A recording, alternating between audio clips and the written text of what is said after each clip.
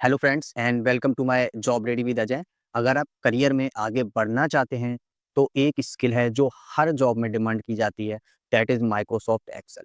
चाहे data entry हो, reports बनानी हो या कॉम्प्लेक्स एनालिसिस हो करना हो, ठीक है, एक्सेल इज द किंग।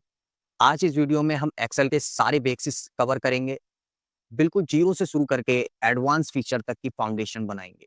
ठीक है, इस वीडियो को देखने के बाद आप कॉन्फिडेंटली कह पाएंगे कि yes I know Excel basics. किसी देरी के शुरू करते हैं।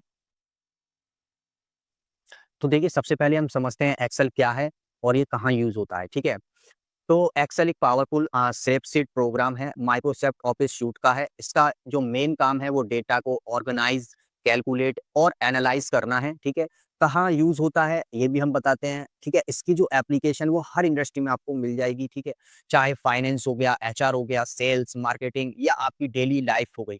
कैसे, देखिए फाइनेंस में जो वो budgeting, PL statement and forecasting के लिए।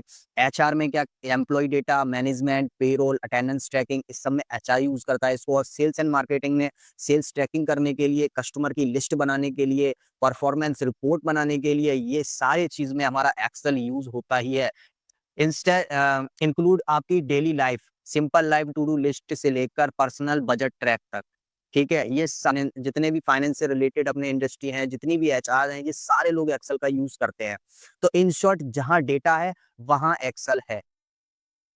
तो देखो, अब हम समझते हैं एक्सेल में हमारा वर्कबुक क्या होता है, वर्कशीट क्या होता है, रॉज क्या होते हैं, कॉलम्स क्या होते हैं। ठीक है, तो सबसे पहले हम समझते हैं हमारा वर्कबुक क्या होता है। देख रहे होगे आप नीचे, ये शीट्स 1 है, शीट 2 है, शीट 3 है, शीट 4।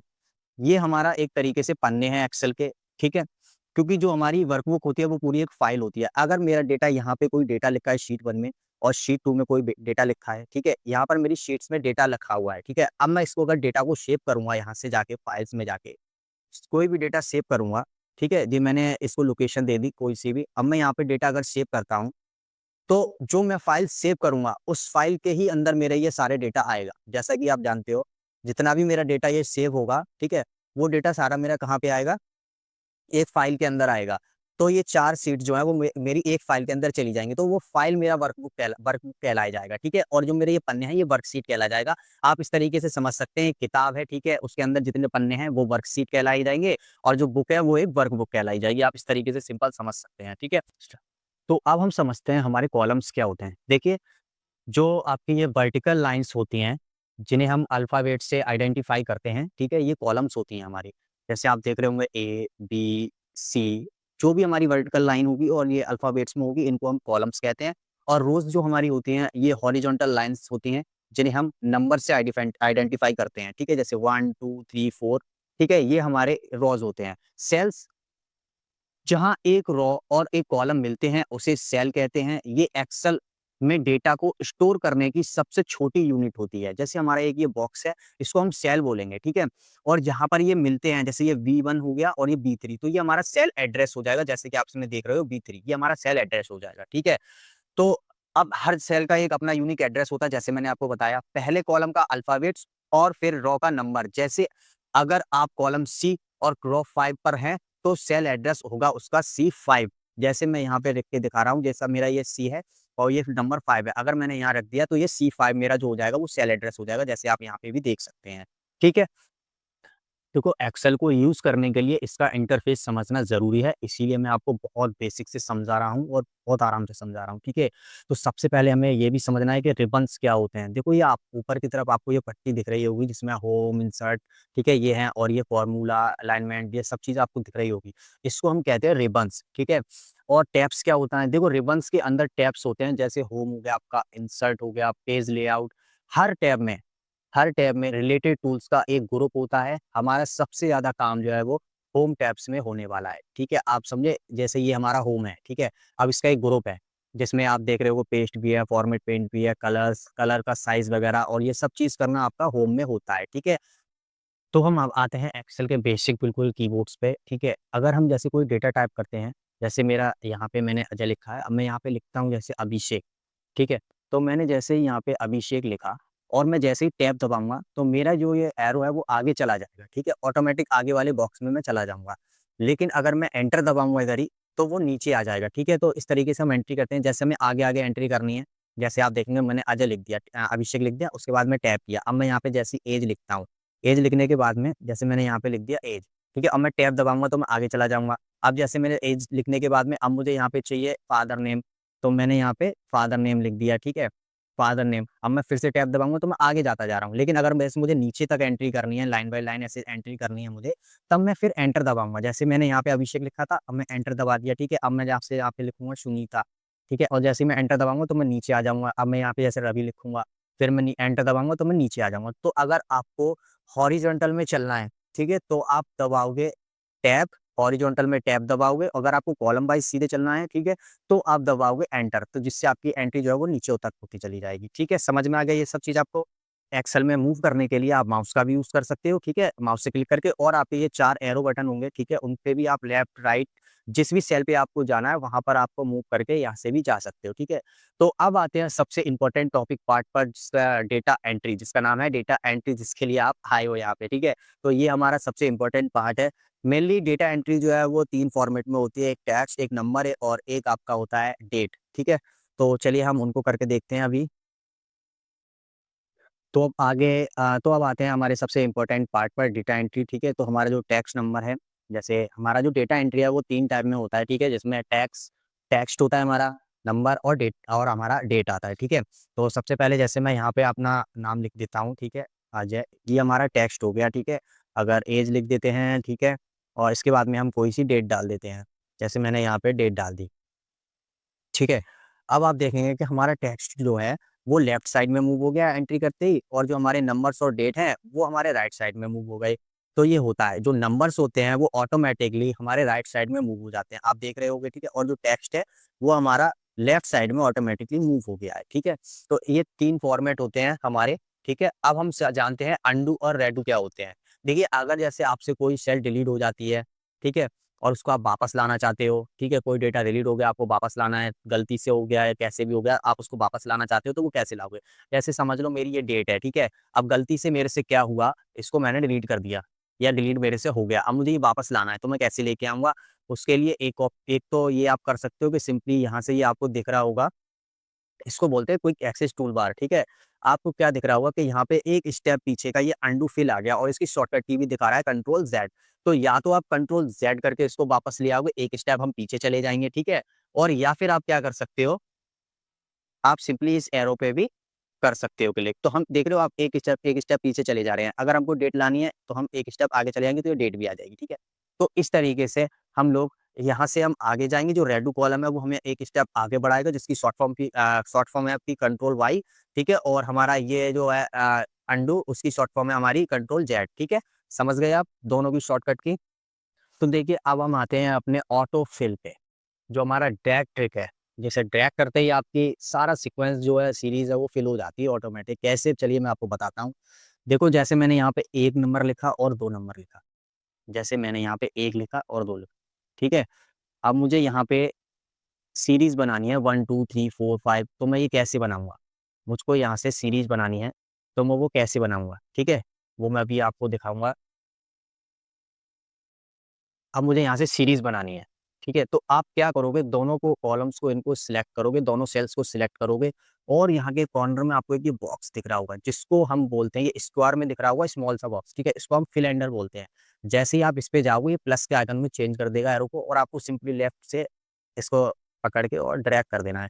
यहाँ तक आप ड्रैग करोगे, ये ऑटोमैटिकली फिल हैंडल क्या करेगा, आपकी सीरीज़ को फिल कर देगा। तो इससे काफ़ी समय बचता है हमारा, ठीक है? अगर आप यहाँ पे मंडे लिखोगे, जैसे मैंने यहाँ पे लिख दिया मंडे, अगर आपको मंडे लिखने के बाद में यहाँ पे क्या चाहिए, पूरा हफ्ता चाहिए हमें, तो आप क्या करोगे, फिल हैंडल पे जाओगे यहाँ से, और ये स्क्वायर पे ऐसे ही आप रखोगे एरो, ये प्लस में हो जाएगा। आप क्या करोगे, लेफ्ट दबा के, और इसको आप जैसे ही ड्रैग करोगे, ये क्या करेगा, ऑटोमेटिकली आगे के दिन सारे निकाल देगा। जैसे Monday, Tuesday, Wednesday, Thursday, Friday, Saturday, फिर से संडे, है ना? तो ये क्या करेगा, हमारी आगे की जितने भी दिन होंगे, जितने भी इसके दिन होंगे, वो आगे निकाल देगा, ठीक है? अब अगर आप डेट चाहिए आगे की, ठीक है? हमें डेट चाहिए आगे की, तो आप डेट भी निकाल सकते हो। सिंपली यहाँ पे जाओगे फिल हैंडल पे, और यहाँ से कंट्रोल माउस से उससे यहाँ फिल दबा के, और उसको ड्रैग कर देना आप। जैसे ही आप ड्रैग करोगे, आप देखोगे कि ये आगे का महीना भी आ गया इसमें, 1, 2, 3, 4, 5, 6, ठीक है? तो इस तरीके से हम इसको भी डेट्स को भी कर सकते हैं, ठीक है? डेट्स को, डे को मतलब काफ़ी अच्छा लगता है ये फिलेंडल जब आप काम करोगे इस पे तो बहुत समय बचाएगा आपका, ठीक है? तो चलिए अब हम सीखते हैं कॉपी, पेस्ट और कट। कॉपी क्या होता है, पेस्ट क्या होता है और कट क्या होता है, ठीक है? तो सिंपली आपको अगर ये डेट लिखी है यहाँ पर, अगर मुझे ये दूसरी जगह कॉपी करनी है, इस वाले सेल में कॉपी करनी है या इस वाले सेल में कॉपी करनी है, तो मैं क्या करूँगा सिंपली यहाँ रखूँगा, इस सेल को सिलेक्ट करूँगा, माउस से राइट क्लिक करके कॉपी करके और यहाँ आऊँगा और माउस से राइट क्लिक करके सिंपली क्या करूँगा पेस्ट। एक तरीका ये हो गया हमारा और एक तरीका शॉर्टकट की से भी कर सकते हैं। सिंपली सेल के पास जाके इसको सिलेक्ट करो और कंट्रोल सी दबा दो। कंट्रोल सी जैसे ही आप दबाओगे ये हमारा सेल जो है कॉपी हो जाएगा। आप देखोगे इसमें लाइनिंग चलने लगेगी तो समझ लेना ये कॉपी हो गया है, ठीक है? अब क्या करोगे पेस्ट करने के लिए आप सिंपली कंट्रोल वी दबा दोगे। तो ये क्या होगा वो वैल्यू वहाँ से उठा के कॉपी करके पेस्ट यहाँ कर देगा, ठीक है? समझ गए आप कंट्रोल सी और कंट्रोल वी? अगर हमें यहाँ से वैल्यू काटनी हो, यहाँ नहीं चाहिए हमें ये वैल्यू यहाँ चाहिए, ठीक है? तो आप क्या करोगे कंट्रोल एक्स दबाओगे। क्या दबाओगे? कंट्रोल एक्स और यहाँ पे सिंपली पेस्ट करने के लिए हमें क्या करना है कंट्रोल वी। तो ये वाली वैल्यू यहाँ से उठ के यहाँ आ जाएगी। अगर आप कंट्रोल एक्स से नहीं करना चाहते हो, तो माउस से सिंपली राइट क्लिक करो, आपको सिंपली ऊपर दिख जाएगा कट। इसको कट करना है यहाँ से और अगर आपको वापस वहाँ रखना है, तो आप क्या करोगे सिंपली माउस से क्लिक करके और पेस्ट कर दोगे। तो वो वैल्यू दोबारा से वहीं आ जाएगी, ठीक है? तो इस तरीके से हम कंट्रोल सी और कंट्रोल वी और control x copy, cut, paste ये इसलिए हम इनका यूज़ करते हैं, ठीक है? अब हम बात करते हैं पेस्ट स्पेशल क्या होता है? देखो ये काफ़ी यूज़फुल देखो सिंपली ये कॉपी पेस्ट का एक स्टेप आगे मान सकते हैं इसको, ठीक है? जैसे जब हम कोई कॉपी करते हैं किसी डेटा को या सेल को, ठीक है? तो वहाँ पे एक पेस्ट स्पेशल करके एक ऑप्शन आता है, मैं भी दिखाता हूँ। जैसे ये सेल है, ठीक है? हमने यहाँ से राइट क्लिक किया, इसको कॉपी कर लिया।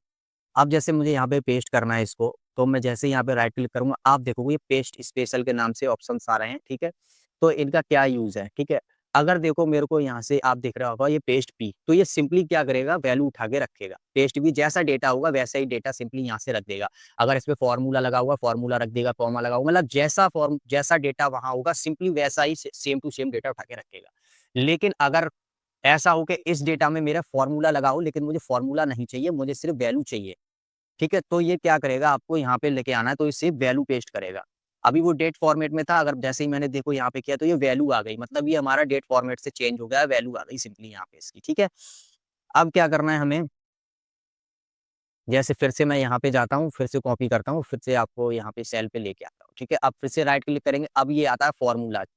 अगर मेरा किसी सेल में फॉर्मूला लिखा हुआ है और मैं चाहता हूँ कि वो फॉर्मूला सिर्फ फॉर्मूला आए, डेटा ना आए, तो मैं वहाँ से फॉर्मूला भी कॉपी कर सकता हूँ, ठीक है? जैसे मैं आपको एक करके दिखा देता हूँ एक बार आपको, ठीक है? तो जैसे मैंने यहाँ पे लिख दिया इक्वल अपर, मैंने यहाँ पे सिंपली एक फॉर्मूला लगा दिया कि मेरे को ये टेक्स्ट जो है वो अपर में चाहिए, ठीक है? अब मैंने ये लगा दिया, अब देखोगे ये सारा कैपिटल में हमारा कि थर्सडे आ चुका है। अब मैं ये चाह रहा हूँ कि थर्सडे जो है, थर्सडे का जो फॉर्मूला है, वो सिंपली यहाँ पर आ जाए, ठीक है? यहाँ पर आ जाए, तो मैं फॉर्मूला लेके आना चाह रहा हूँ बस, तो मैं क्या करूँगा सिंपली यहाँ से जाऊँगा और कॉपी करूँगा और इसी का फॉर्मूला लेके आना चाह रहा हूँ, पर थर्सडे नहीं लेके आना चाह रहा हूँ, आप समझ रहे हैं मेरी बात को? सिर्फ फॉर्मूला कॉपी कर रहा हूँ मैं। तो मैं क्या करूँगा यहाँ से ये फॉर्मूला लिखा है, यहाँ पे इसको पेस्ट कर दूँगा। तो आप देखोगे कि क्या है हमारा ये लिख कर आ गया इक्वल अपर। फॉर्मूला लिख के आ गया ना, तो इस तरीके से हम फॉर्मूला भी कॉपी कर सकते हैं। ये हमारा फॉर्मूला भी आ गया, ठीक है? इस तरीके से हम फॉर्मूला कॉपी करते हैं। अब हम समझते हैं ट्रांसपोज़ क्या होता है? ये पेस्ट स्पेशल का ही ऑप्शन है ये ट्रांसपोज़। इसका मतलब क्या होता है? देखो जैसे कोई डेटा जो हमारा है, ऐसे लिखा हुआ है, जैसे मैंने लिख लिया देखो यहाँ पे मंडे, ठीक है? ये हमारा डेटा लिखा है मंडे ट्यूसडे, वेडनेसडे, फ्राइडे। अब मुझे इस डेटा को वर्टिकल में लेके आना है। ये हॉरिज़ॉन्टल में लिखा है, मुझे इस डेटा को वर्टिकल में लेके आना है, तो सिंपली मैं इसको सिलेक्ट करूँगा, यहाँ से कॉपी करूँगा, ठीक है? और यहाँ जाके मैं क्या करूँगा, ये ट्रांसपोज़ दिख रहा होगा स्पेशल पे सिंपली यहाँ पे ट्रांसपोज़ कर दूँगा। अब आप देखोगे मेरा जो डेटा था ना, वो आपका देखो कैसे वर्टिकल में आ गया है। तो ट्रांसपोज़ का मतलब ये है कि जो हमारी रो में जो डेटा लिखा है, उसको वर्टिकल में कन्वर्ट करना। लेटे हुए डेटा को खड़े हुए में कन्वर्ट करना। आप समझ गए ना चीज़ें? ठीक है। चलिए अब हम बढ़ते हैं अपने अगले टॉपिक पे। तो देखिए अब हमारा टॉपिक है फाइंड एंड रिप्लेस। अगर हमारा जैसे बहुत बड़ा डेटा है और हमें उस डेटा में कुछ चेंजेस करने हैं, जैसे इसी में ही लेके चलते हैं, ठीक है? जैसे ये हमारा ये दिन का ये आपको दिख रहा होगा चार्ट, ठीक है? तो इसमें अगर मुझे क्या करना है, जैसे ये मेरा मंडे है, मुझे यहाँ पे संडे करना है या ट्यूसडे की जगह मुझे यहाँ पे मंडे करना है, मतलब ऐसे नॉर्मली मैं आपको बता रहा हूँ चेंज करने के लिए, ठीक है? तो हम कैसे करेंगे इसमें से? यहाँ पे फाइंड करके कैसे करेंगे? तो सिंपली आपको क्या करना है, अपने कीबोर्ड से कंट्रोल और एच दबाना है। क्या दबाना है आपको? Control H. जैसे ही आप कंट्रोल एच दबाओगे, आप देखोगे कि ये एक डायलॉग बॉक्स ओपन हो जाएगा जिसमें आपका फाइंड एंड रिप्लेस के नाम से होगा ये, ठीक है। अभी हमें क्या फाइंड करना है तो यहाँ पे आएँगे, और फाइंड एंड रिप्लेस करना है तो यहाँ पे क्लिक करेंगे। तो हमें क्या करना है? Find and replace. तो हमें क्या रिप्लेस करना है? जैसे मान के चलो मेरे को मंडे को चेंज करना है, तो मैंने क्या किया, यहाँ पे मंडे लिख दिया, ठीक है। मैंने सिंपली यहाँ पे क्या किया? मंडे लिख दिया। अब मंडे लिखने के बाद में मुझे मंडे किस में चेंज करना है ना? मंडे किस में चेंज करना है? देखो ये मंडे दिखा रहा है ना? अब मैं फाइंड ऑल पे कर दूँगा तो देखो मेरे इतने सारे मंडे आ जाएँगे, ठीक है, इतने सारे मंडे। अब मैं रिप्लेस करना चाहता हूँ इसको मंडे को संडे से। मैं चाहता हूँ कि मंडे की जगह मेरा संडे आ जाए। तो मैं क्या करूँगा? अगर देखो एक रिप्लेस दबाऊँगा तो वो एक बार में चेंज होगा, ठीक है? एक-एक करके चेंज होगा। अगर मुझे ऑल मंडेज़ हटाने हैं, एक बार में ही संडे में कन्वर्ट करने हैं, तो मैं रिप्लेस ऑल कर दूँगा। जैसे ही मैं रिप्लेस ऑल करूँगा, आप देखोगे कि जितने भी हमारे यहाँ पे मंडे लिखे थे, वो सब संडे में कन्वर्ट हो चुके हैं। देखो यहाँ पे संडे हो गया है, यहाँ पे भी संडे हो गया, ठीक है? ये सारा मेरा एक बार में ही रिप्लेस हो गया है। तो इस तरीके से हम जब जो हमारा बिग डेटा होता है, बड़ा डेटा होता है, हमें कुछ चेंजेस करने होते हैं उसमें, तो हम इस तरीके से भी कर सकते हैं, ठीक है? तो दोस्तों आज हमने सीखा एक्सेल क्या है, वर्कबुक, वर्कशीट, डिफरेंसेस, ठीक है? सेल्स इंटरफेस और डेटा एंट्री के किलर ट्रिक्स हमने सीखे, ठीक है? तो नेक्स्ट वीडियो में हम फॉर्मूला और फंक्शन पर डाइव करेंगे, जहाँ से असली डेटा एनालिसिस शुरू होता है। आप अगर आपको ये वीडियो पसंद आया है तो इसे लाइक ज़रूर करें, ठीक है? अपने फ्रेंड्स के साथ शेयर करें और जॉब रेडी विद अजय को सब्सक्राइब करना ना भूलें। मिलते हैं